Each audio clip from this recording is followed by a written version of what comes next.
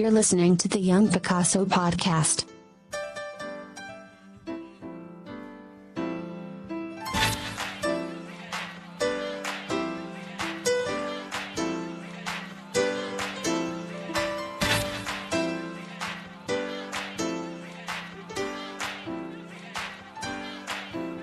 Welcome to the Young Picasso Podcast. I'm your host, Ali, and with me are my lovable band of delinquents, starting with Jareen. Tessa. Yes. And let's just, first of all, how are you guys doing? You want the real answer? Hey, it's open and honest in any way possible. I'm hanging in there. Stressed, depressed, and probably oppressed. That, but the nice version. Oh, There is no nice version. yeah, and we're just a couple of artists doing art stuff. And catch me up. Somehow still here. Catch me up on your artwork, guys. What's going on? Oh, you want me to go first? Yes. I don't know where to start. First things first. Last thing I mentioned was I am working on my own comic currently. The biggest battle, honestly, I feel like it's every artist, but the biggest battle is probably the mental aspect of it.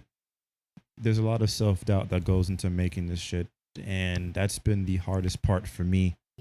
Even had a little moment today where the intention was to work on a project. That was something I fell in there. Oh, all right. My will to live. Me too. I had the intention of working on part of my project today, but my mind just would not let me do it. Like, just things that had nothing to do with art was trapped in my head, just bothering the shit out of me, and it just affected my mood for like the rest of the time there. I'm only now recently getting out of it. Wow. But other than that, it's trying to balance out work, art, social life, and all those different things, because you're talking about a 40-hour work week and trying to put time aside throughout the week to work on your projects and not just on the weekend. That's Right. the main thing. If I wait for just the weekend, I'm probably never going to get things done, or it'll just get done at a much longer process. That's true. So other than that, everything else is good. I can't really complain. That's good. How about you, Tess? I ain't been as productive. I'm not even kidding.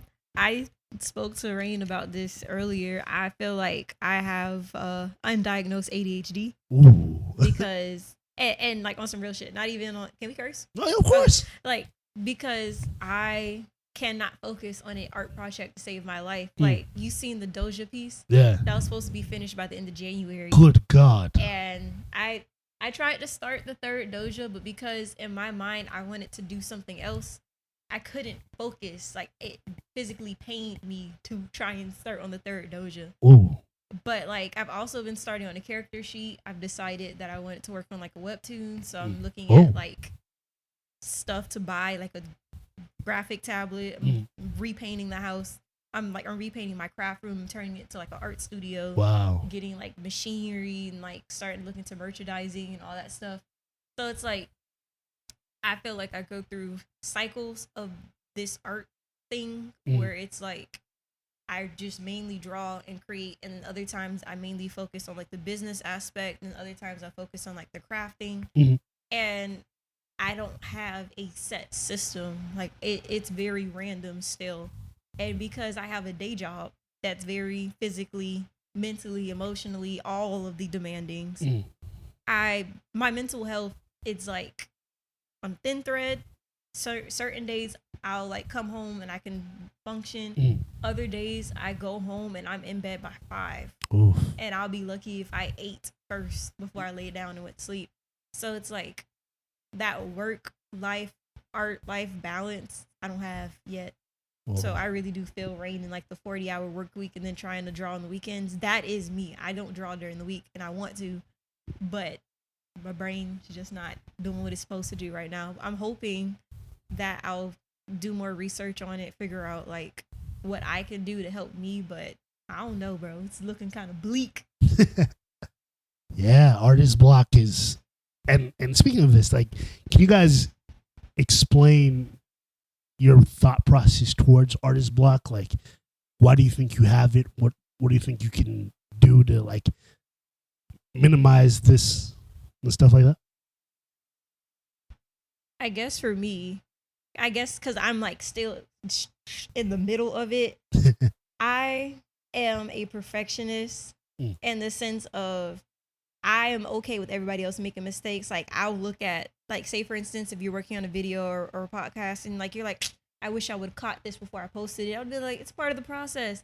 But if I do that, I'm like, you suck. You're never gonna do this. No. So part of my art block is being afraid to mess up. So it's like, I don't want to practice because I know if I practice something that I don't know how to do, I'm not going to do it well. And I'm going to get frustrated. And then I'm going to go on an art hiatus. Like, I haven't posted a YouTube video in a year now. Ooh. Because my art block has just been that unreal. I most recently started recording the Doja piece. Wow. Not even freaking finished yet. Oof. So it's like, my art block feels like there is a metaphorical wall that I'm trying to walk through. And on one side of it, the side that I can't get to is my motivation. And on the side that I'm currently at, it's all competition. Right. So it's like, I look at all these people that are doing what I want to do. Their lives are just as hard, if not more. They have kids, they have jobs or medical conditions, and they still put in the grind. Right. And here I am, childless. I still have most of my afternoon to myself. I have paid holidays, I have weekends, and I don't have nothing to show for it. Oof. So that keeps adding bricks to that metaphorical wall that makes my art block just that much harder to get through. So, like, honestly, it is a self-made construct, at least in my opinion. And a lot of it is like social media taking away my confidence as an artist, or like comparing myself to other people, which I know you're not supposed to do, but we all do it. Yeah, we do. And it's like, I don't know how to get out of it. So I don't know. That's my art block. I feel like every artist has different kind of art blocks for different reasons. So I don't know.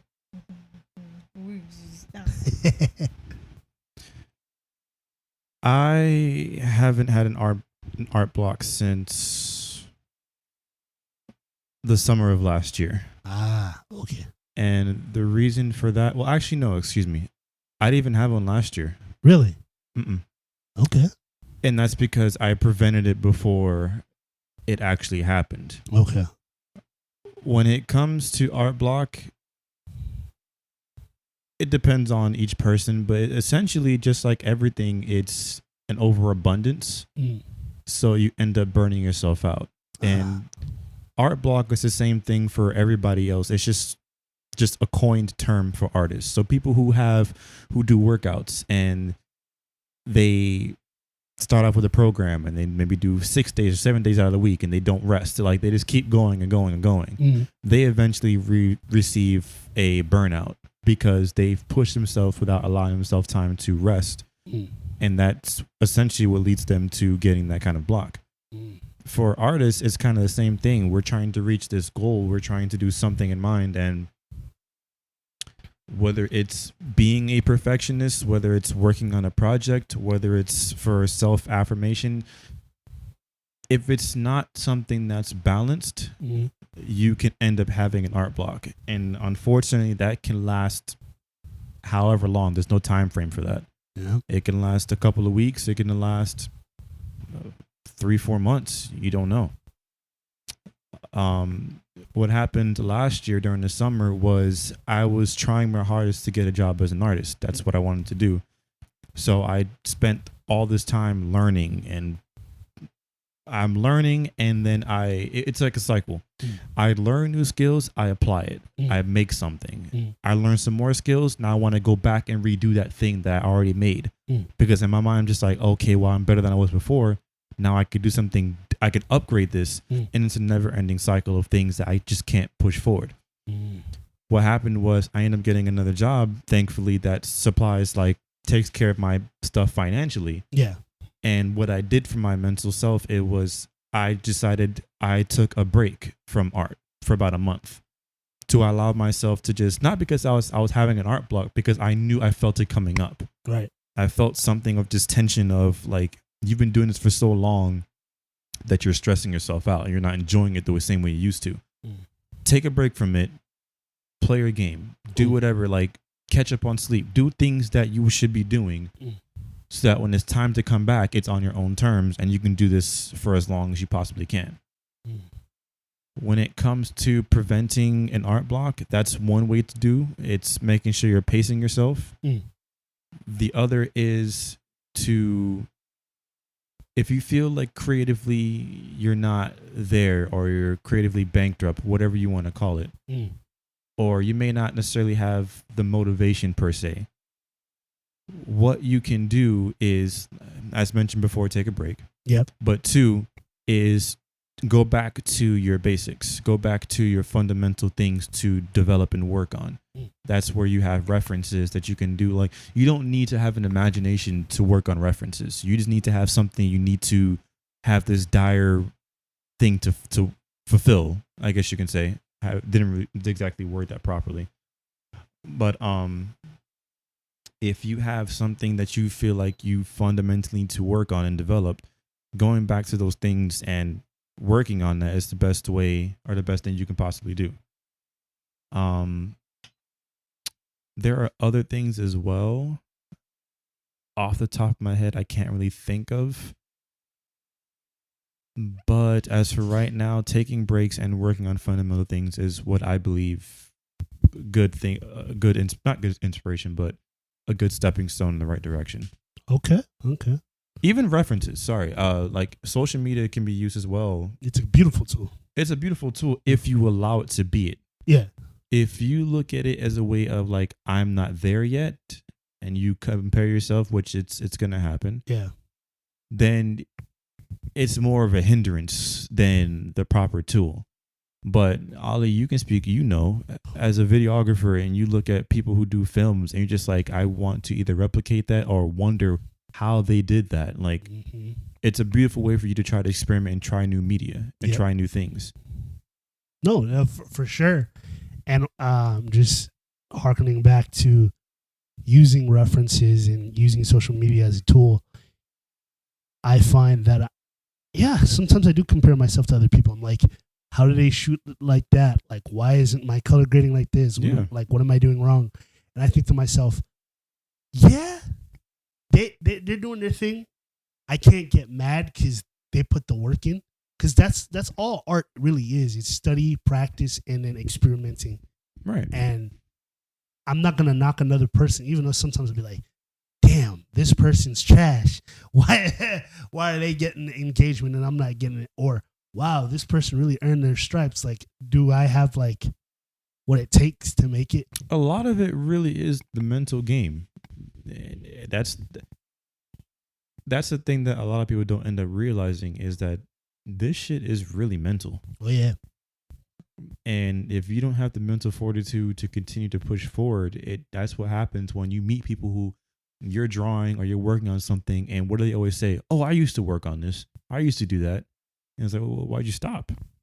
Oh, I wasn't that good, or I was this, or I was that. And no one's ever going to be that. Even the best artists in the world, Kim Jong-gi, for example, before he passed, unfortunately, he would look at his drawings and be like, oh, I made a mistake here. I made a mistake.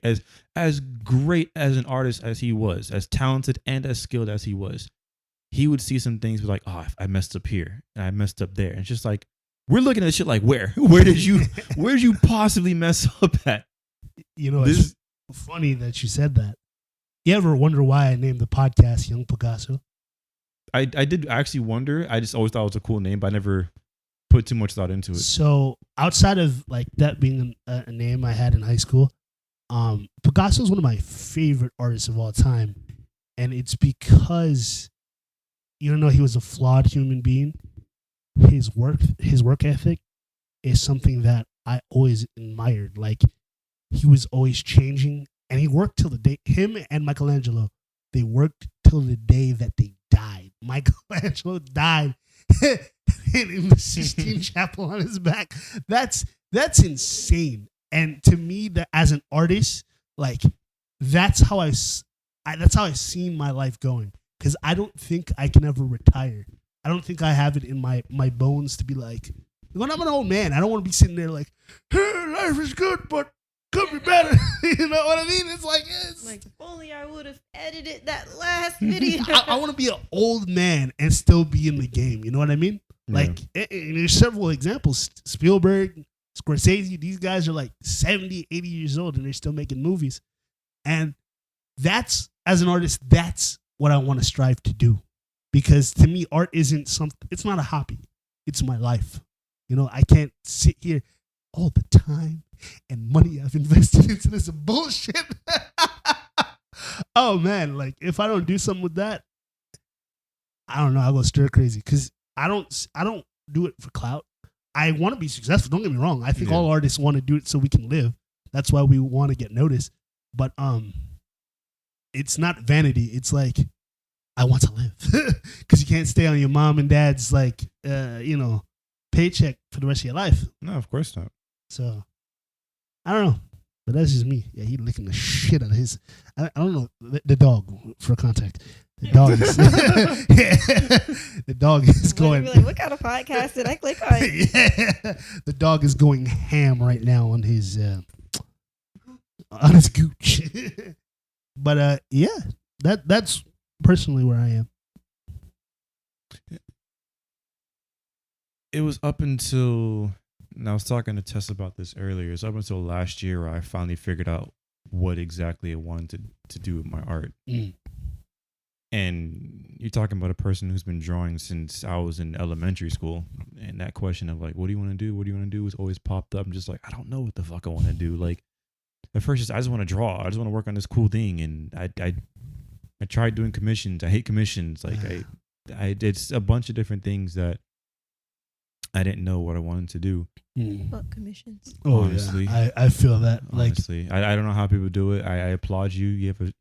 You have a certain strength that I do not with people. I just know. Oh my God. When you're not working for yourself, it's the worst fucking feel. Dude, can you make corrections on this? Can you go back and do this? I don't like how this look. Can you change it's the exact thing that they asked you for. Exactly. Like, you don't like how you look? Like, yeah, it's like, I can't change how you look. I'm not God. Like you made me look fat. You're fat. Like, why is one eye lower than the other? Because one eye is lower than the other. Your shit's droopy. Like, droopy, bitch. Oh, man. I don't know. But yeah, so it was up until last year, February, around this time where I finally figured out what exactly I wanted to do with my art. And just, it was a great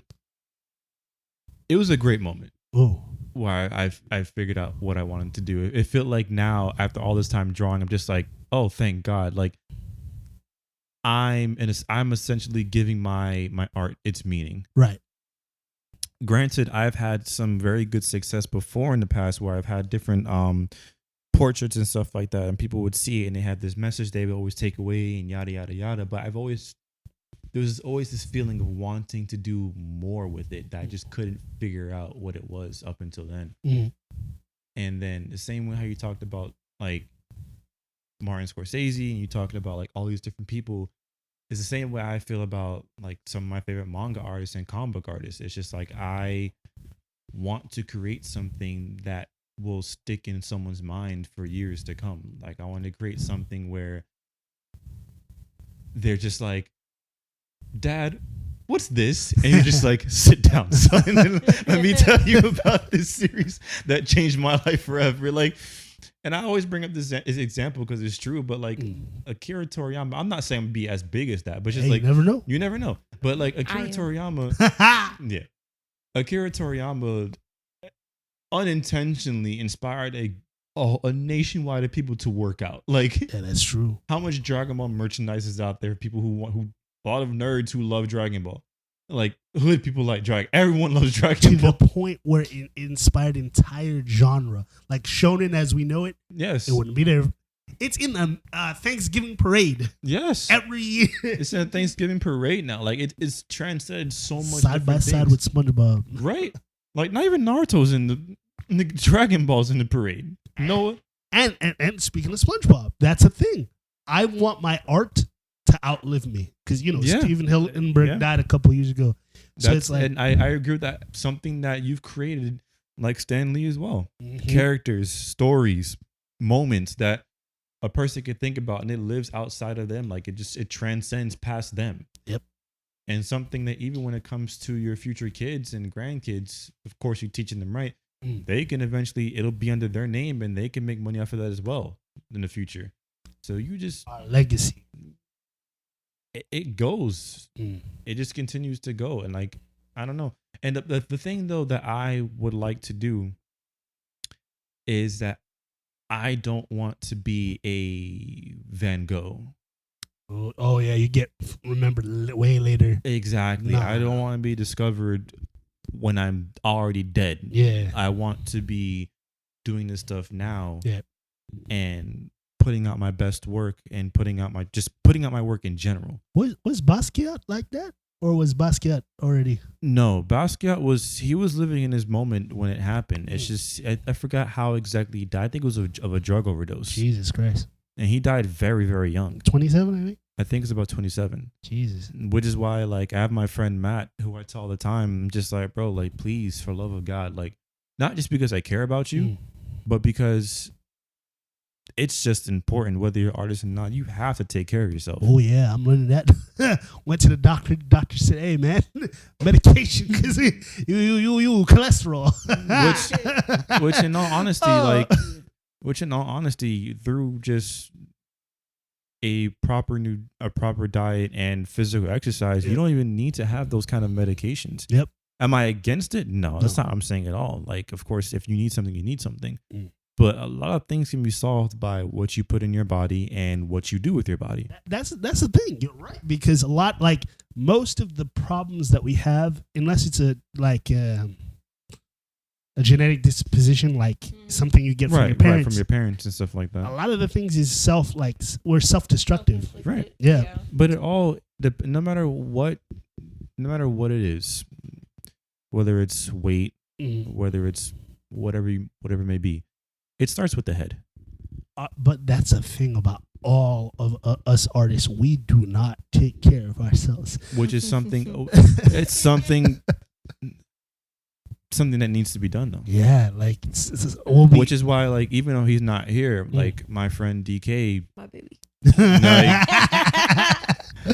I love him to death, but I'm just like, you have to sleep. Yeah, he does not sleep. Yeah. And it's because one day you're just not gonna wake up because you've overexhausted. You can't not sleep and then go to work for a 9-hour shift, 10-hour shift, and then try to come back home and be creative. What do you think is a good time? Like a bare minimum, I don't care. And here's the reason why I can't. Well, one of the reasons why I can't draw a lot of time throughout the week is because I have priorities. Right. I have to go to work because I got to make a living. Right. I have to work out because I'm trying to better my own self. Right. I need a proper amount of sleep. Right. Those 3 things have to happen. And especially when it comes to meal prepping and food as well. Like, all those things are important because of longevity. Yep. For a long time, I had a lack of self-confidence up the ass. Up until I started getting my mind right and then making the decision to work out. And now tomorrow actually is going to be 5 months of me being consistent with working out. Congratulations. So thank you. So it's just like me working on my own self-image, my own self-love is one thing. Yep. Having the proper sleep goes with that as well. Yeah. You have to if you want to be able to perform at your best at no matter what you do. And even then, like, you can't, being sleep deprived is not fun. No, I will tell you this from experience. Like, I'm so obsessed with my art and like creating that I'll be up like at 1, 2, and then I'll go to bed at 3, and then just to get a video out or just to get like photos edited, and it's. Which, I mean, I understand because sometimes there has to be some sacrifices that need to be made. Yeah. Understandable. Yeah. But sometimes those sacrifices can be made somewhere else. Yeah. So it may be involved in, don't take those hours away from your sleep. Maybe take those hours away from you spending time with your friends for a little bit. Maybe just 1 week or 2 weeks where you're just like, yo, listen, I'm staying in a house. I want to hang out, but there's some shit I got to do. Yeah. That's cool. That's understandable. Yeah. But it doesn't have to come from your own well-being, though. That is true. And that's the thing that us as artists have to understand. And that's the thing where if you do that and say, oh, I'm just crank this shit out for a couple of months, you do that. That's how you end up with a burnout. That's a big issue. So you do that, like, I'm going to crank this shit out for like 4 or 5 months and I just got to get something out. Yeah. You do that, you burn yourself out. You do that for 3 months. Now you're on a burnout for like 7 months. 1 year later. 1 year later. And you can't create shit. Like, you don't feel the need to create things because you've burnt yourself out for 3 months worth of glory. You get so aggravated, like with your craft. You're like, why the hell am I doing this? And then like because it's like an abusive relationship, because a part of you is like, I don't want to do this shit anymore. But another part of you is, like, I can't stop. You can't stop doing it. My burnout came because I forced myself to do it Mm-hmm. when I didn't feel like it. Like, I was a broke college student, so it was like I got to do these cheap commissions. So I was doing like $30 commissions with stuff that should have really been like $60 And then I got to crank out content because at the time I was TikTok trending a lot, and I felt like I had to keep the hype. Tess, get a little closer. Oh, there you go. So to reiterate, my burnout came because I was forcing myself to do stuff that like I didn't really feel like doing. Yeah. Like at the time when I was in college, I was doing cheap commissions for money for food. Oh boy. And it's like $10-$20 for like a $60 commission and so on and so forth. And at the time my TikTok was like popping off. I was getting like thousands of followers a day. So I felt obligated to continue to post even when I didn't really feel like it. And then I got shadow banned. Wow, yeah. When all of that Black Lives Matter stuff started happening, and like I made a post and I changed my profile picture. Yeah. And after that, like my views had slowed down. Jesus. But then I tried to monetize my account, and then that's when they like cut my views in half. Even now, I still have like 39,000 followers, and my most recent TikTok got 300 views. What the hell? So it's like, as an artist, for me, it was like I work this hard, and then there's these things in life that are set up against me. And at that point, I was like, all right, y'all got it. Like, you don't want me here? Fine.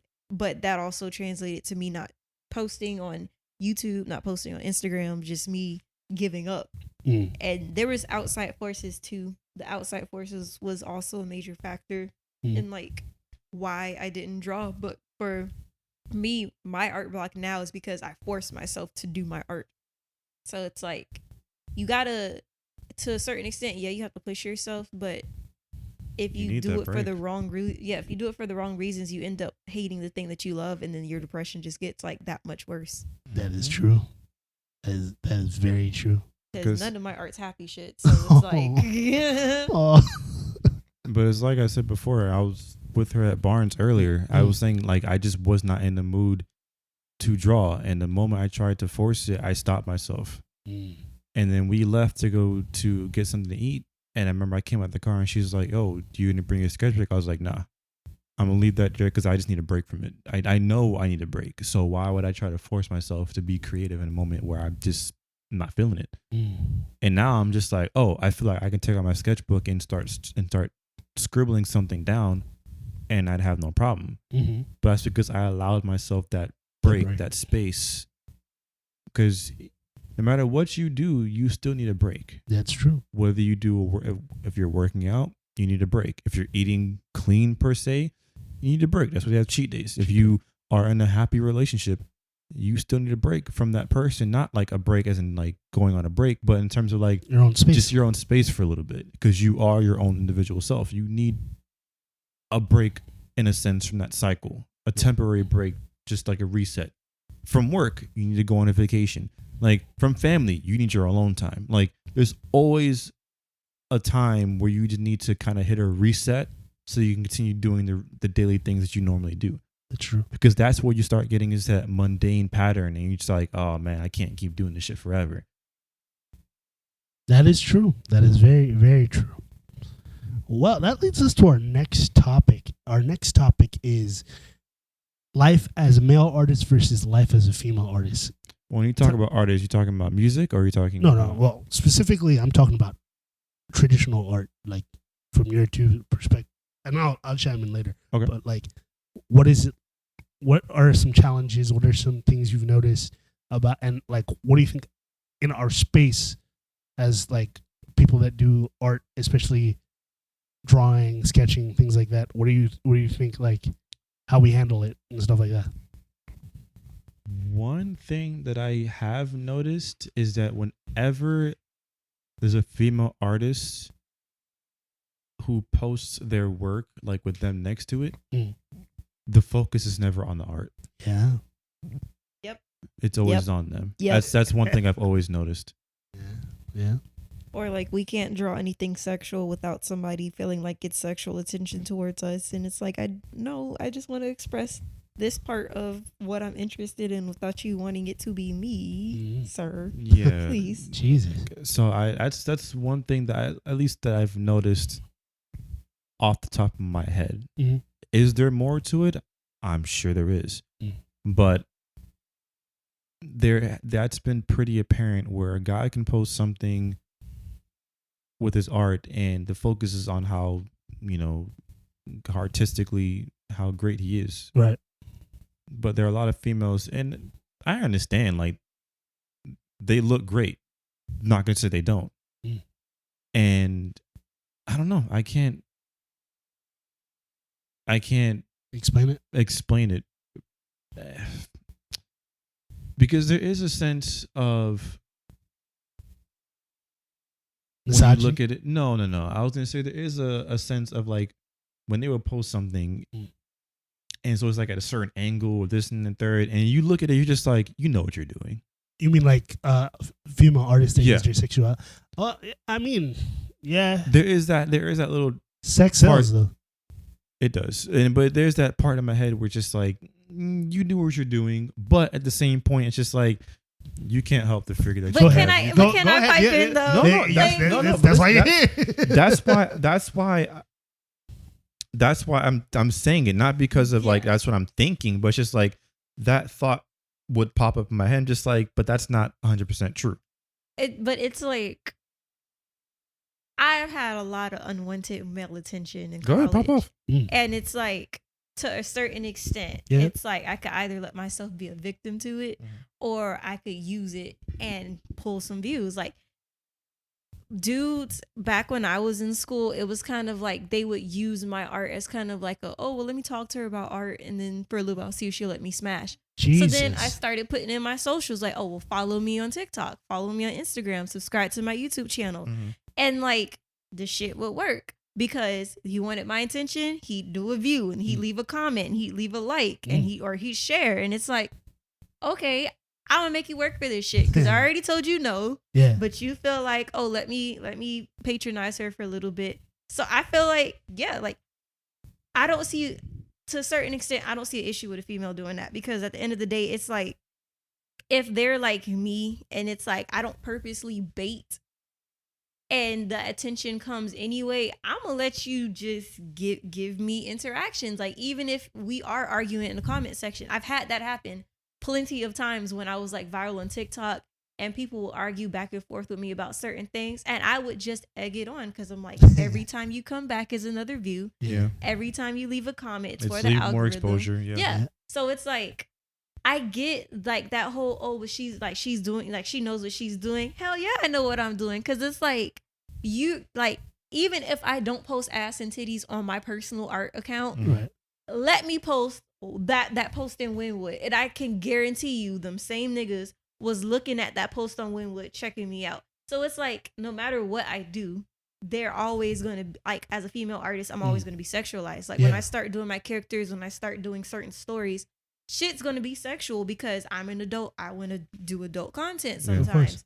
And it's like, I already know because of already other female artists I see that are like sexual, and they do, like, their art is mainly sexual. That's just them. Yeah. And they'll like post inboxes and they have to explain, like, just because I am sexual does not mean that I want sexual attention. Yeah. And I feel like a lot of boys are like one track minded. Yep. And I don't think y'all are emotional creatures, or you are tapped into your emotionality the way that females are. So it's like, I don't feel like you can understand the It's difference. very few of us. As a guy, well, that's as the guy, yes, we are. It's just ours is expressed very differently. Oh, go ahead. That's fine. That's fair. It's That's fair. fine. So I mean, as a guy, one of the things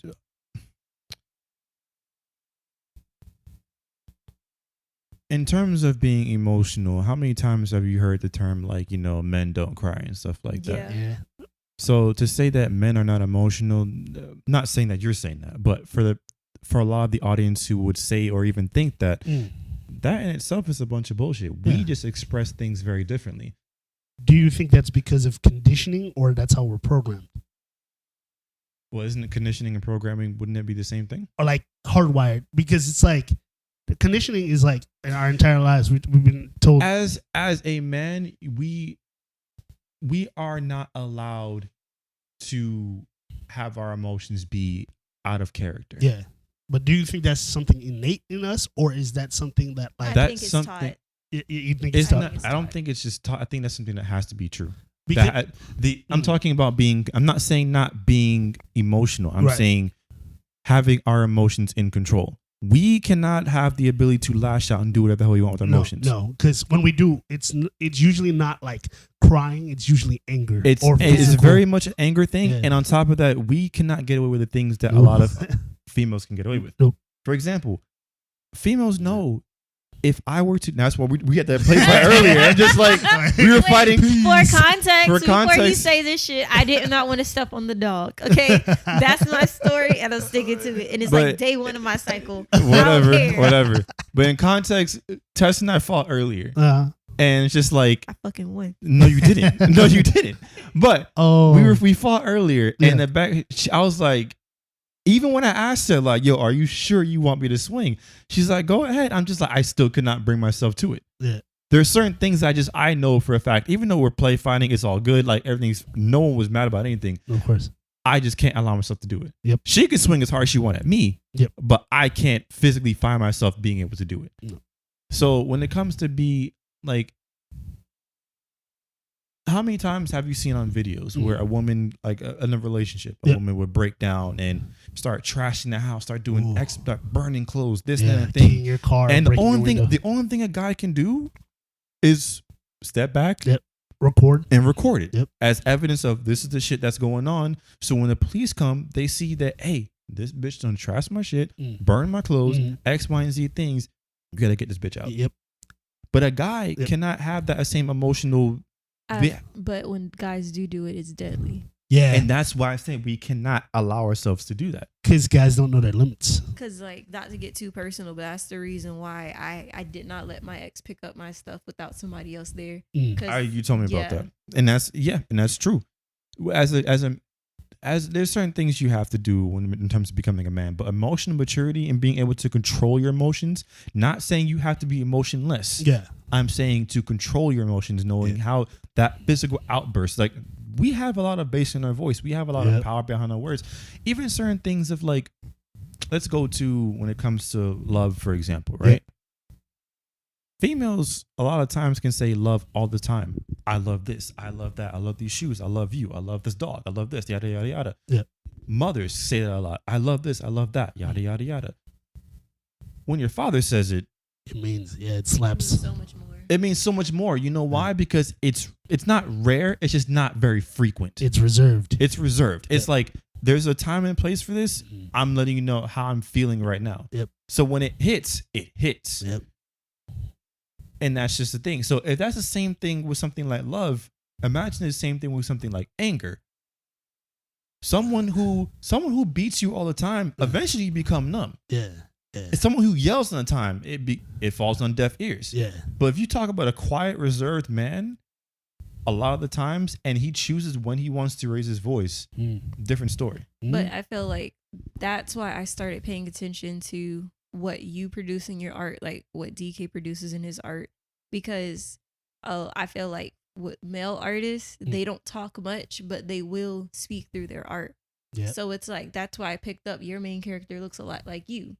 And like how your story is mainly about change, I feel like you're speaking on yourself. And I am speaking things into existence. And like, yeah, you're gonna have to hear DK's story from DK. Just check him out. Havoc Rises. Yeah. But like with male artists, I feel like that's when you watch stories and you hear the underlying tones. Like, I'm not as much into anime as you guys are. Like, I don't know artist names and She's stuff. getting it though.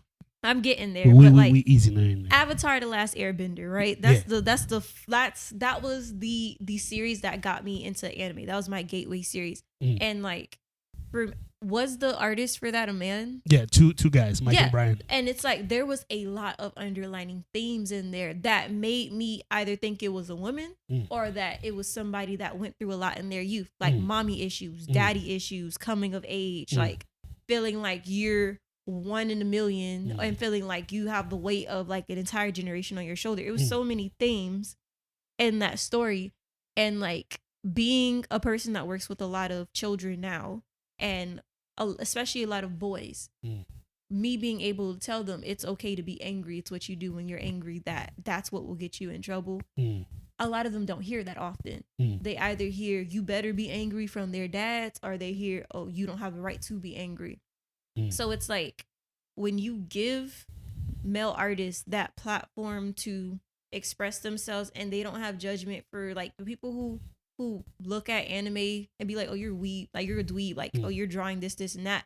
But it's the people that take the time to look into the art style, like, why did you illustrate it this way? Why did you write it this way? Why does your character look like this? Why do they go through that? Like, I put my characters do shit. Like, you read my stories. There is no happy endings for me. No. There is only death and destruction. And it's really, really bleak. Yeah, and that's for a reason. And it took me realizing why I wrote for me to understand why male artists draw.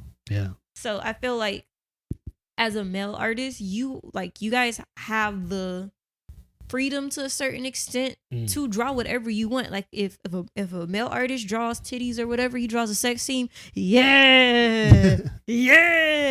But like at the same token, if like y'all were to draw a sensitive scene and it's like, hey man, what's going on? Yeah.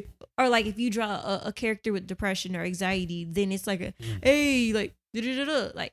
Or if you draw like persons with different sexuality or that's going through things, then if it doesn't meet the status quo, then that's where you see a lot of like the misogyny in society getting like exposed. Because as much as it isn't as impactful for males, you guys do also experience like adverse effects to misogyny as well. Oh yeah. And it's like when it comes to y'all expressing your art, I feel like that's also in the back of y'all heads. Because like, and obviously I'm not a boy, so I don't know how much it affects, and each person is different. But I do wonder if it's like, oh, if I want to draw this scene where like this person is attacked or this person is experiencing or questioning their sexuality, like how will it be accepted? Even if that's not your story, like what if that's just what you want your character to go through? Like experiencing that anxiety of wondering how your audience will take it because it's coming from a male artist. That's something that I do wish I feel for y'all with, because that's kind of the freedom of a female. I could do stuff like that because for a girl, being bi is cool or whatever shit, but like for a dude, if you bi, you gay. Like that's the pretty much. Yeah. So it's like with those kind of stereotypes, as a female artist, I feel like we have more leeway. With y'all have to walk that line of action, sex, thriller, this, that, gore, blah, blah, blah. But say, for instance, you want to draw a rom-com, then it's like, the fuck, man? That's one of the things that, especially you hit the nail on the head for me. I like to tell stories about different points of view. And I feel like as a male artist, like I feel stifled in a way because people will like try to project those ideas on you as an artist. They'll be like, are you trying to say something? Or blah, blah, blah, blah, blah. And I'm like, no, I just want to tell stories about other people. I can't always write about, oh, young black male doing this and getting the like, that's boring. Like, I don't want every story to be about me. Yeah. That's boring. But even then, and that's a topic in itself when it comes to the racial aspect of it. And like my main character is a black, he essentially is me. Yeah. Just different hair color and different things going on. But I didn't want to fall under the same scheme where, oh, it's a black character, so he has to like rap music. Oh God, it's a story about a main black character, so there has to be some kind of thing of segregation or some kind of thing of trauma. Trauma in itself is something that happens regardless of skin tone, but just like that's not all we are. Though. That's not all we are. And even then, I have like traumas in my story, but it's not the kind that you think it is. It's not like tied to my complexion, but that's the nature of storytelling. There has to be drama. There has to be something right. So I injected that for the sake of I need something for my character to have and then to grow based off of, to change as an individual, to challenge him. Like, is he going to let this thing hold him back for the rest of his life, or is he going to change for the better? Like, all my characters have something that they have to overcome, either overcome or die. Like, it's one of those things where it's just like, you have to be able to change. And that's why when Tess mentioned, like, yes, the main theme of my show, of my, my comic is change. Because without it, as I mentioned before, we had this conversation before where you ever met someone who is just stuck. Yeah. Rudderless, just keeps doing the same thing. They're stuck in a certain part of their life. They keep talking about the past as if that was the greatest thing ever and nothing can happen in the future. Like, they're living in this moment that they just can't not see past. Yeah. Those people are stuck somewhere. They haven't made the change to adapt to whatever's going on. And life is going to change. I could jump in on that. Go ahead. It's like, go ahead. all my stuff is sad. Like, I write and I draw, but it's all sad shit because I feel like I have depression that just either hasn't been acknowledged because, growing up in a black household is what you got to be depressed about. You don't pay bills. You don't do this. Or like, I had good grades. I didn't have friends, but I had good grades. I have like 2-parent household. So the typical black struggle I didn't have. Right. So a lot of my family looked at me like a poor little white girl, like, you don't know struggle. So like a lot of my writing, my art is like not like the art that I do for like social media, but like the art that I envision myself doing depicts depression, and I feel like I am stuck in trying to heal that. So I that's why I wanted to relate that. But it's also funny because I remember we had a conversation at one point, not today, I don't remember when the hell it was, but you had an art block because of everything that was going on last year. And just for a little bit of context, not to give too much to the audience, Tessa's life changed drastically like the past 6 months, so to speak, or 7 months. It was like a 6-month span. It was a 6-7 month span of just things going from a very negative standpoint to a more positive standpoint. Yeah. Thankfully. Yep. And 360. The 180. interesting 360, 360 is like right back at the start.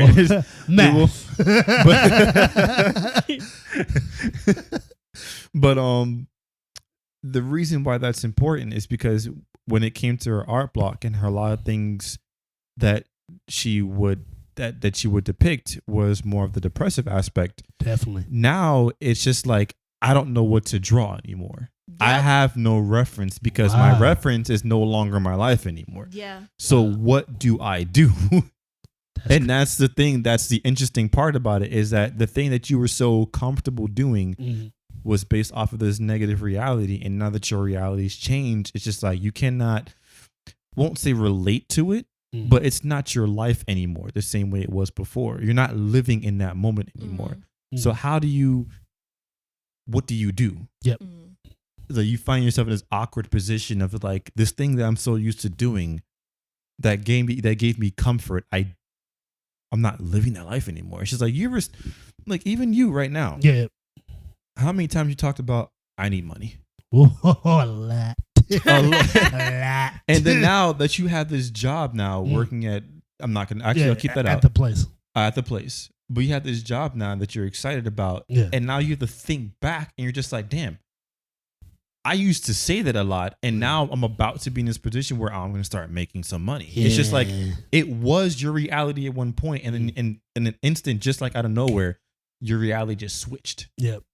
So that phrase you use is no longer the phrase you can use currently because that's not your reality anymore. That's true. So as an artist, that's something that's interesting as well. Like you can depict the past, the present, the future. Reality is all based on perception. If you change your perception, you change your reality. Like it's all that stuff is interesting to say the least. But yeah, that's harkening back to why I was saying the theme of my story is change is because change was something that I struggled with. Right. Yeah, that's true. That's true. Since I've known you, that's one of those things you've been dealing with. Yeah, I've been dealing with that a lot. Yeah. And it's just one of those things where even when it comes to like my job now, I've learned to accept it and I've moved past it. Because one thing that bothered me before and why I left in the past was because I did not like the idea of someone just telling me, hey, all right, we're done here. You got to go to this place now. Yep. And now I have to figure out this new place that I have to go drive to, which may be further, maybe closer, who knows? But I have to drive over here now, work here with a brand new set of people that I don't know. I'm just like, I got to get reacclimated all over it again. Like I hated it. Yep. I just hated it with a passion. Yep. But now I'm at this place now where I've been working the same place, but in my mind, I'm just like, hey, if it's my time to go, if I'm not meant to be here, then okay, cool. Where's the next place? Yep. Yeah. You're letting life be. You're following the adventure. Yeah. And then that's it. Yeah. I feel like that should happen with art too, though. Yeah. Like I went to my first con, and I was like, wow, I've met my people. Yeah. But it's kind of like, where do I go from there? Do I want to be a vendor? Do I want to be a speaker? Like, And that's the interesting thing about life, and that's the interesting thing about the people you meet. None of this would be happening right now. You and I would not be happening if I didn't move closer and I didn't finish that semester at Miami-Dade College. And they say, hey, BC is closer. We're going to go here. Right. We would not have met. This would not be happening. She would not be here if they didn't make this random decision. Her and DK be like, hey, I want to meet your other friends on this one random day. That's true. That we always hang out. That's true. Before he ended up moving too. Like all this happened before everything. That shit got set in stone. And now we've made lifelong friends. And now unfortunately I'm stuck with her. But you're stuck. You're stuck. You gotta deal with her. She's like herpes. She's never gonna get away. Once you catch me, bitch, I'm there forever. But no, it's. I'm grateful for it though. I'm grateful that that it happened, and that we've been not only as people willing to make changes, but as artists. Because I've noticed both of y'all, your art since I've known you, and like where your art has been and where it's going. Shit, y'all need snapping. See here, I thought that I didn't make much progress. Hell no, you guys are really, really like evolving and it's like it goes back to the saying you were talking about. Your life, how your life reflects in your art. You can see that. You can see like I can tell which period it was when you drew this, which period it was when you do that. And as a fellow artist, that's like that helps me, get the ball going because I'm like, I can't stay where I was. No, you can. And then that's the best thing about having friends who move. Yeah. Because if you don't have friends who move and you watch them or help move you. Yep. You watch them make moves. And then not to say I'm taking credit for it, but it's like I remember it was me, it was Gabe, it was Sarais, out of all people Sarais. And we just started working out individually, doing our own thing. We weren't working out together. I'm at home working out, they're at the gym working out, and we're just all making progress individually, but together as a group. Then next you know, people start messaging me. Like I'm not trying to influence anybody, but people message me like, yo, you really. I did 20 squats yesterday. On God. First of all, congrats. On God, I'm not gonna lie. It was you. Because it's like every morning this dude will go up there on his Nightwing shit and go, and I'm sitting there like, how do you build this in the night? How the fuck? And I'm sitting there like, nah, I can't let him. I can't let this slide. So and that's.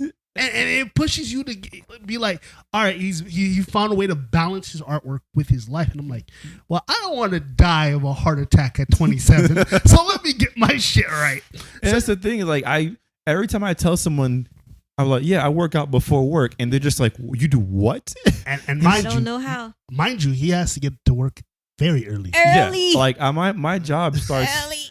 I live 50 minutes away from my job. My job starts at 6:30. And like I have to get up at 2:50 in the morning so I can work out an hour and some change before I go ahead and take that drive and get to work. God. 2:50 a.m. 2:50 a.m. So people, whenever I'm posting, when DK goes to sleep, yeah, when that nigga he gets home, he's going to sleep. Oh, man. And I'm just like, I'm up, like working out, like full of energy, just doing what I have to do. Yeah, and people always just like, even at work, people's like, yo, you're fucking crazy. I don't know how you work out before work. I'm just like, I have to. It's the only time I've put that in my schedule for that to happen. I might have to start doing that. But you know what I think it is too? Because you've shifted your life in a way that you're more healthier. Bro, remember that day when I came over and we were talking, and I told you, and Cisco came too, and I told you right before he came, I was like, bro, 2022 felt like it was 2 different years. Yeah, it did. It was the first half until June, and then July, so the rest of the half was 2 different years. Because during that summer was one of the worst summers I've ever had. I had, like I mentioned before, I had about 2 or 3 panic attacks when I don't ever have panic attacks. That's the thing that threw me off when you told me that. I was like, whoa. I had 2 panic attacks in the span of a month. And that was relationship issues, stress at my job. Like, it's not that I didn't like my job. I like the people. I love the people there. But just as a person who thinks about the future and wanting to do more with their life, that was unsatisfactory because it was just a job, not a career. So there was so many different aspects where I was getting hit at. My girl at the time, she wanted to go on a break. I don't like going on a break because that means she's wanting to cheat on me. That's how my brain worked. I was working at a place where, like, I'm seeing people from high school come in. They see me. I'm just like, I didn't want you to see me. Because I'm just like, I feel like I'm at a low spot in my life right now. And here you come like, oh, I'm doing this in my life. I'm doing that in my life. I'm just like, fuck. Like, what am I doing in my life? Like, so, and then in that same span, like, everything just changed. So I got I got a career now. I'm not in a relationship anymore, but I've worked on myself so fucking much where I'm just like, I'm ready for my next one, whenever that may be. But I'm not like starving for it. No.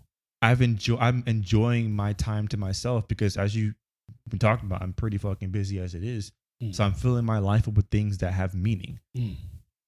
Bro, like, there's so much things have happened from like last year until now. And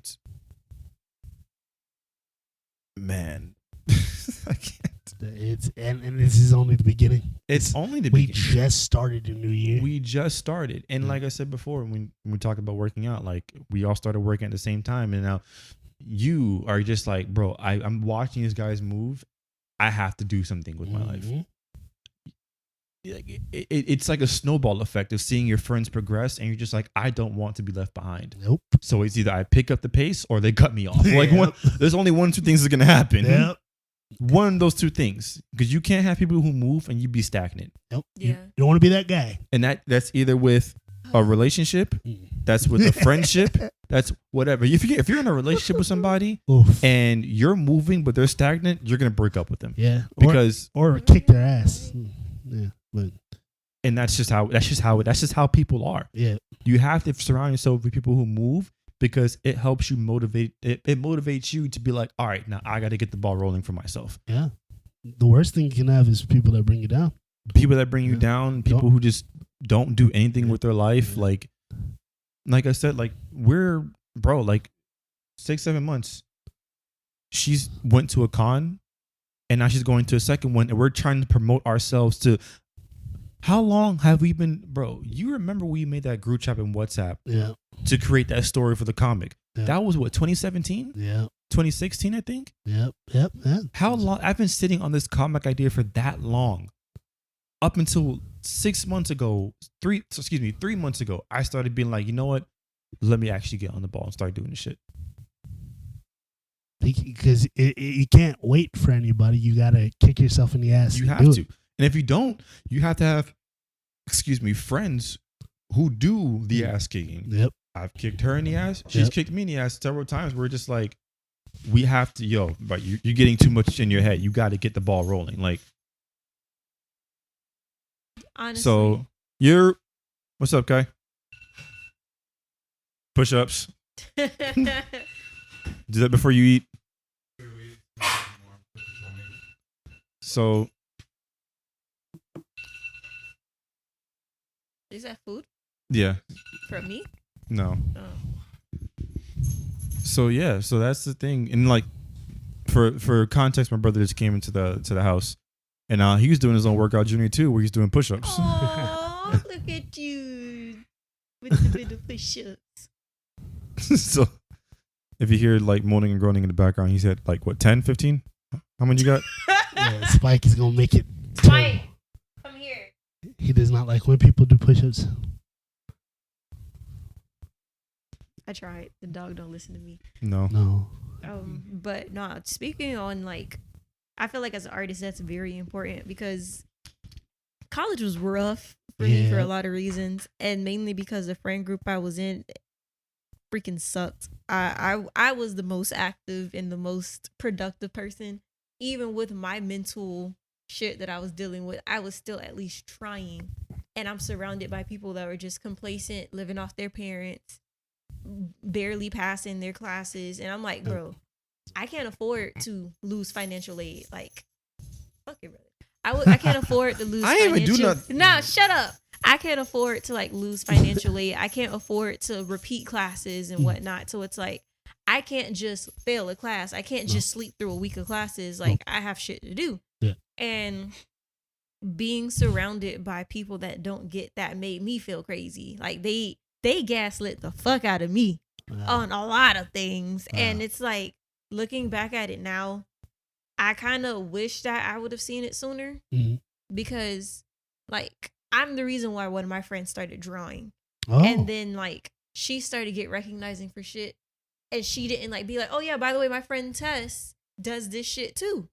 So she got opportunities and, like, forgot all about me. Wow. And it's kind of like, I didn't bring it up because it's like, if you were a friend, you would have remembered me. Of course. But things like that stood out to me. And it's like, here we are 3 years later, like, all the shit I did looking out for her and for my other friends. And now they don't even talk to me. It's crazy. Because, like, and if I tell y'all the reason, it just wouldn't even make sense. But it's like, it happened for a reason. Yeah. And it's like, when I met like y'all, I would see the difference between people that just were around you because of convenience or because you were doing shit for them, and people that are around you because they want to see you do good and they want to do good with you. Yeah. And it's like, as an artist, you have to find people that, one, believe in art, and they aren't just looking at things that, oh, well, that's just something you do on your pastime, or you're just doodling, or you're just taking pictures, or you're just recording. And it's like, no, bitch, I am an artist, and this is what makes me happy, and this is what I do. So this is what gives my life meaning. Yeah. So when I find, like, even family that would be like, oh, well, you need to find a real job. Art isn't going to cut it. And it's like, I have a real job now, and this shit ain't cutting it either. Nope. So it's like, I might as well give art a try. It can't hurt nothing. Exactly. I'm already in the real world. Mm-hmm. But it's like, you got to have people that are around you that believe in the vision too. Yep. Even if they don't understand it. Like, I don't understand a lot of fighting anime shit, but if Drain showed me a cool fighting scene, I'll be like, you know what? You did that shit. Like, I'm still going to support the process. One, because it's him, and two, because it's art. Yep. But it's not everybody is like that. You have to find people that match your vibe. That Find match your tribe. energy. Yeah, matches your effort. Like, if you're a low effort person, meet low effort people, because you're going to meet people like me that don't just want to do low effort, and it's going to piss you off, and it's going to make you feel a certain type of way. So you have to find people that match your energy. Like, as much as Rain irritates my nerves. That goes both ways. I mean, he does have points. I'm not gonna say he right all the time, but he makes valid points. He makes valid points a lot of the times when I am, like, discouraged about personal shit or art shit. Like, he'll just slap me across the head and he'll be like, "You got it." Yep. Like, why are you even worried? I wish I could physically slap her across the head, but that's not possible. You can, but you have to do it at 1/10 of the strength. But it's like, I feel like as an artist, like, female or male, you have to be surrounded by people. Because, like, as a female, I have more male friends than I do females. Yep. And that's because I'm not even gonna say it's a girl thing, but a me thing. I tend to make a lot of bitches jealous. Yeah. And I don't know why, but I do. So I'm more comfortable around boys, but not like, I just. So tell me about that. Tell me what it's like to be in an artistic space as a woman. Like, what challenges do you face? I guess a lot of times it's harder to express to y'all the emotional impact behind some, cause I am in a healthy relationship now. Yep. But like I have not been in healthy relationships a lot. So a lot of times For context, I'm the one that got them together. Oh my god. No, me. I was there. I helped a little bit. Irregardless of how it happened, Yeah. I'm in a Nah, healthy irregardless of these relationship nuts. now. But it wasn't always like that. So it's like, oh my god. Kai, shut up. We were on that couch. You explain what happened. And we were all just staring. I'm like, yeah, we gotta figure this gonna happen. You like him? She likes you? Why aren't you going out? Come on. No, because how me and my boyfriend Come on, met, man. like we were okay. So I didn't have any artist friends because fresh out of college, no friend group. And he was like, "Oh, you can meet up with me and my guys. Like we're in the art." And I'm like, "Okay, but are they like the creepy art dudes or are they like cool?" He was like, "It's only a couple, but like it's We'll enough." never know. And I came, and then shit went down. Like not weird shit, but Yeah. like group therapy sessions and Yeah. awakening and realizing who the fuck I am and like things that I should and shouldn't tolerate. All that stuff came about, and like as being like the only female, it was kind of like a lot of tough love because y'all was just not sugarcoating shit. No. Like they would look at me Nope. and be like, We treat you as a nigga. Yep. yeah, they told me like my first day there, they were like, "You are not a girl. You are a nigga. If you are a part of this friend group, you are a nigga. You can Everybody. get it. Nobody's gonna give you any special treatments because you got tits." And I was like, okay. And boy, did they hold up their end of the bargain. We lit her up. So it's like a lot of times I'd be like, oh, my nigga ain't shit. Leave him. Like, What you doing? like, what do you mean leave him? What do you mean what I mean? Leave him. Dump that nigga to the curb. And it was just like things like that. Like I feel like as a female, like yeah, we need to hear that, but sometimes we need to also hear other stuff like, oh, like explain, like Oh, yeah. you deserve better, Yeah. And so as a female artist, when it's like I doubt myself, Yep. and Rain is right when he's like, you got to ignore that shit, but it's like him and DK, a lot of times I'd be telling you have to like, well, not more of you because you kind of get it more, but like it's like you have to pause Yep. in the emotion. Yep. You can't just, oh, I feel bad, let me do some shit to get through it. Because if you're always pushing through and not figuring out what's causing that, like that self-doubt or like that anxiety, it's just going to keep coming up. Yep. So it's like as a female artist, I feel like it's harder for me to get y'all in touch with your emotional side in terms of like being familiar with the negative emotion. Cause like I would talk to Rain about it all the time where it's like, when I was still getting over my ex and I was like, I'm angry, I'm depressed. And it's like, it's not like I missed them. It's like I missed all the years that I spent, literal years, like my entire college life I spent on him, and I have nothing to show for it. Like, it's not like he helped me save. He did not help me get any of the shit that I have now. Right. So it's like all of this stuff that I went through for him, our friend group, I have nothing to show for it. Them niggas ain't come to a graduation. They ain't come to a birthday party. Nothing after that. No, they did. They just made it worse. Never mind. Well, that's why I always, even when someone tells me something like similar, what's the thing I always say? Like, allow yourself to feel Yeah. whatever emotions you need to feel. Yeah, he does But say that a not lot. how many female artists have male artist friends that'll say that though. That's the issue. Yeah. Yeah. So it's like, I as a female artist, I could see that being a problem because DK is like one of those hopeless optimists. Like, I feel like because he knows what it's like to be in a dark place, he doesn't want to see me dwell in it for too long. Because me and him, before we started dating, we were friends for 6 years. And even when I would go through my depressive episode as a friend, like a lot of times he didn't know how to just sit there and let me cry. Like he'd always be like, oh, let's do something or let's talk about it. I think the one time he did like let me sit through the emotion is when I found out my aunt died because he was there. Yeah, because at that point you can't talk about that. Yeah. You just got to let them go through that emotion. And that was like one of the only moments he like sat there with me because I was like screaming, crying because I was just like, what the fuck just happened? Yeah. And like he walked up to me, gave me a kiss on the forehead, gave me a hug, and he just helped me. And it's like as a friend, like as a female friend, you don't get too many males that understand that in that moment we're not asking for advice, we just want to be like validated. Yep. So I can only imagine like when we're going through like art shit, or when we're trying to figure out like, or even I get insecure when I look at female references and I feel like they're prettier than me. Wow. Or they have more bodily assets than I do. And it's like I'll express that, and then nigga, there ain't nothing wrong with you. Yeah. There ain't nothing wrong with you. Because I don't know, as a guy, like I look at dudes who like, I'm just like, damn, I'm trying to get like that. Like, you know, like, I'm just like, all right, I gotta hit this body part a little bit more. I gotta do this shit. I don't think about like, oh, I don't got that. I'm just like, I'm gonna get it one day. Like, that's all my better my watch out. Watch out, nigga. It's like, Like, all right, I'm coming for your neck. come for that ass, boy. Just like, I don't know. That my thought process is different. But I will say that's an interesting talking point, because whereas someone like Tess or even females can have the ability to just break down and cry if they need to, Yeah. guys don't. I think Y'all really don't. in our friendship, Y'all get shot. I've never seen you cry, but I've seen you be like really, really emotional one time. My friends have only seen me cry twice. I'm not gonna lie. I've known DK for 6 years. I've only seen him cry once. That's crazy.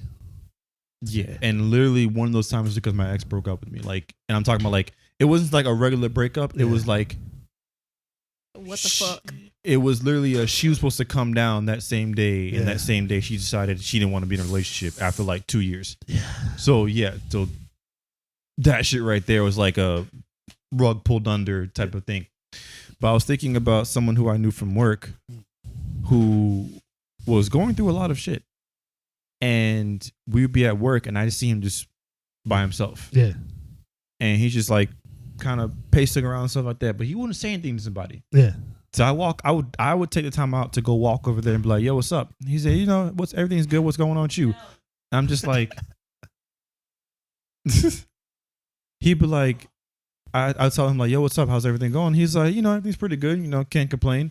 I was like, no, what's up? Yeah. And he's just like, why are you so nice? Like, he's like, why do you gotta be so nice? And he's like, bro, I know you're going through some shit. I can, your whole thing is off right now. Yeah. Like, I can tell. Yep. So I remember what you said before earlier, Tess, about what was it about, you know, guys not being in touch with their emotions. But it's just like, no, we operate very differently. Yeah. Our default is to say like, yeah, I'm straight. That's our default. Compartmentalize. We put things in boxes. And even then, it's the thing where it's just like, and this DK is like that. I'm like that. A lot of guys are like that. I'm like that. What we have to not unlearn, but kind of readjust is that we don't want problems to stay on for long. We want to get rid of them. Yep. But when it comes to dating, females, they have two different ways. And correct me if I'm wrong. It's either sometimes you just want to you don't want a solution. No, we don't. No, we don't. Right. And that's the thing that as guys we have to understand is that sometimes the females don't want to have a solution to their problems. They just want to just either be held, just to complain, just to get out their system, whatever it may be. They need an outlet. Right. They just need an outlet to just express whatever they're feeling. And as guys, we have to understand that. Right. But there are other parts where like you would need a solution. And that's where you ask for a solution. Yeah. But for guys, there is no, if we complain, our guy friends would be like, all right, so how you can get out of it? Like, it's like, stop being a pussy. So what's the plan? I had a friend, my friend Deja, another female, where she started complaining about living space, blah, blah, blah, blah. I let her cry it out. I was like, okay, cool. So what's the plan to get out of this? Because you plan on staying like this forever? Like, that's how, as guys, our brain works that way. Well, we come up with it's like, come on, we got to try to come up with something. Like, so I don't know.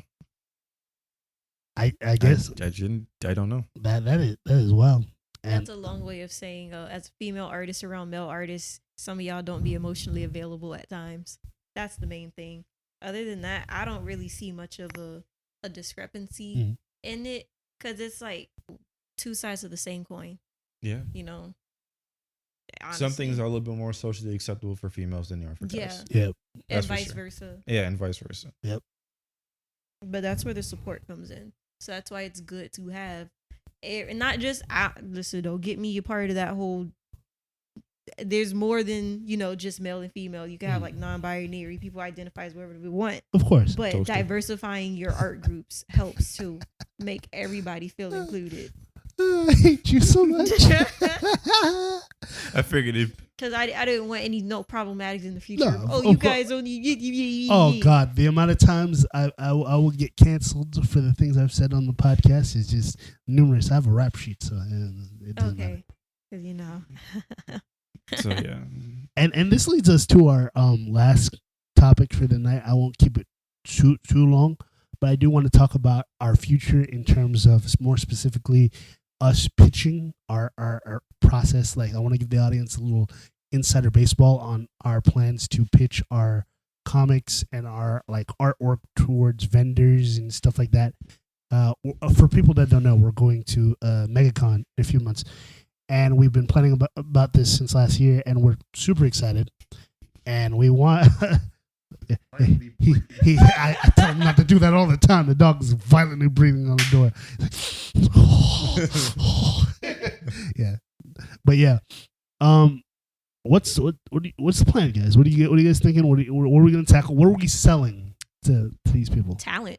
Talent. Fuck that. Like, I went to school for this shit. Yep. Business major here, but elevator pitches, you got less than a minute to tell somebody why they need to follow you and look at your shit.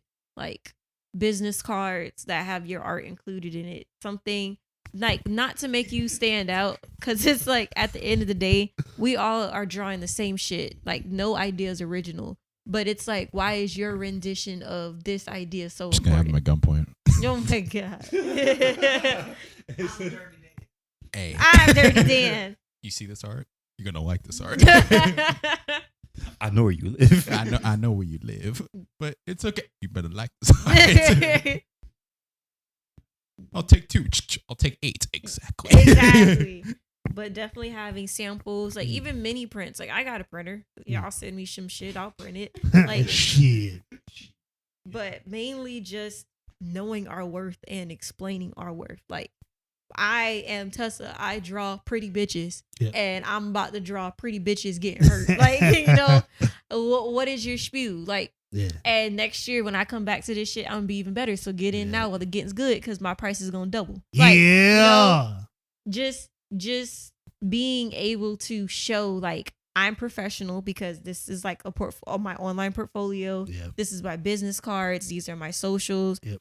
Being organized with the shit, having all your socials similar or matching, having a business card that looks like you didn't just throw it together and GIMP and like post it. Like at least use Canva or something. You know what I mean? But it's like having a plan. Like I feel like if you are gonna bring like your traditional art, have that shit in the folder. Like don't just be like, oh, here's my backpack, uncrumble some papers. Like, oh, wait, this one isn't done. Look at this one instead. Like, have that shit already prepped. Have that shit already ready. Know what you're about. And if somebody asks you some shit that you don't know, just be like, I don't know that shit. Like, I'm self-taught. Everything I learned is on YouTube University. So if somebody asks me about some weird traditional art technique, I'm be like, I don't know what the fuck you talking about. Google but it. Sometimes I be blending with the water brush. Is that what you mean? Like, but for the most part, just knowing your worth and knowing that you are capable of doing anything that you put your mind to. That's what we're going to be talking about mostly with this con, honestly. Yep. Besides just that, I definitely want to go to more events like this throughout the year. Yeah. And then eventually I would love to, like, because right now for the event at MegaCon, we're going as unofficial vendors. Yep. So we're not technically selling anything other than ourselves. We're not selling, we're not making money off anything, so to speak. No. Technically, Can you guys sell stuff? I'm probably not. No. Yeah, I'm just not. I'm gonna focus more on networking. Right. Yeah. So our primary focus is business cards and networking to get Yeah, no. Our primary focus is two things: having fun and promoting ourselves. Yep. We're gonna have business cards and online business cards that Yep. we're just giving to people. So even if QR like codes, all of So that. even if I'm not able to have like my goal is to have my first issue done before the con. Mm-hmm. However, if that's not the case, it is what it is. I want to have two things: my business cards, one, and a mini poster of my main cover for my comic, so that people can see a visual representation of what exactly I'm working on. Yep. So that when the final product comes out, they have something that they know, okay, this is what this guy's working on. I know what to look forward to in X, Y, and Z. So, but in terms of what I'm selling, what I'm working on, what my goal is, I've gone to several like pop-up shop events, several different events where I've tried to sell my art and stuff like that. So I know the most important thing about those kind of events is the audience and knowing your audience. That's why I want to primarily focus on the cons, because whoever's at that con is my core audience. Yep. I don't have to worry. Don't get me wrong. There'll be a lot of online stuff that I'll be promoting myself through social media and stuff to reach people who I cannot physically find. Yep. But the face-to-face interaction, meeting the actual person behind the piece that you're about to be reading and experiencing, it's different. That's true. So that's where, like, I would love to go to, not love to, I'm going to be going to MegaCon. Yes, sir. And then most likely during the summer, I'll probably going to the Florida SuperCon. Yeah. And Yes. I can't wait for that one. Yes. so That's gonna be fun. we'll try to do that one. That one's, down And closer. it's closer to us.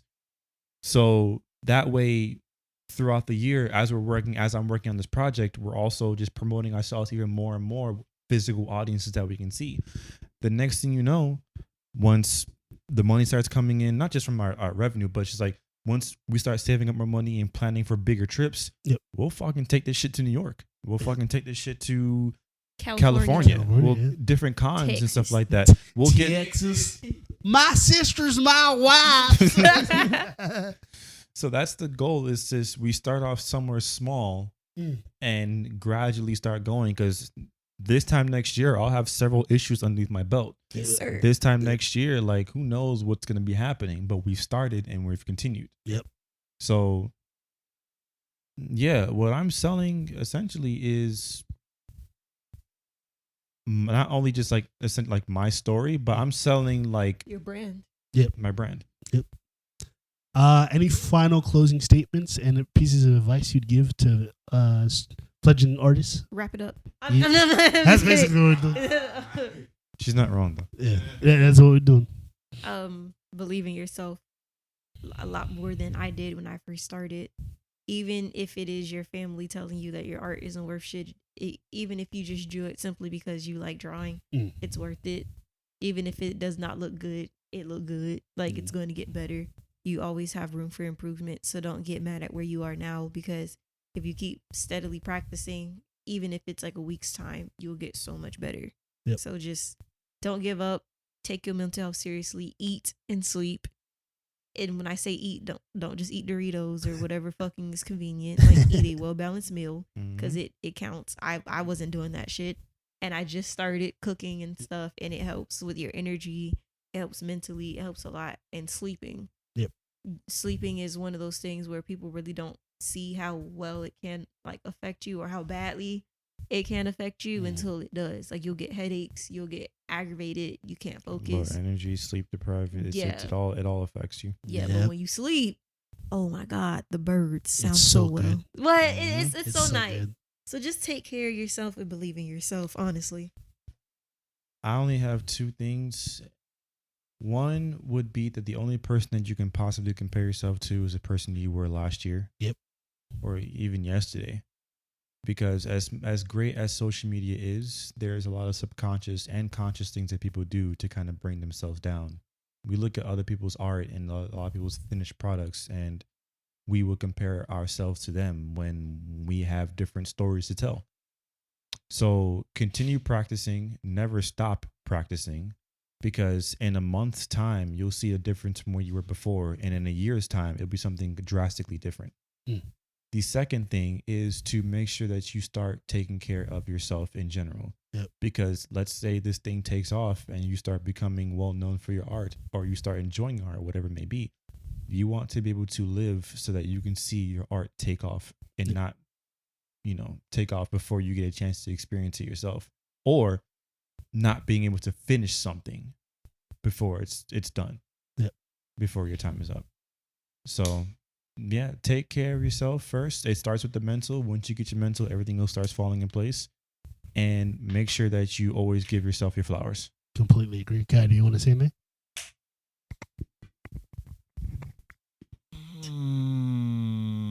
Oh my god. Yeah, I got nothing. I'm sorry. Wait, hold up. Then drawing a blank. I'm literally blanking. I'm sorry. You wumbo, he, she, me.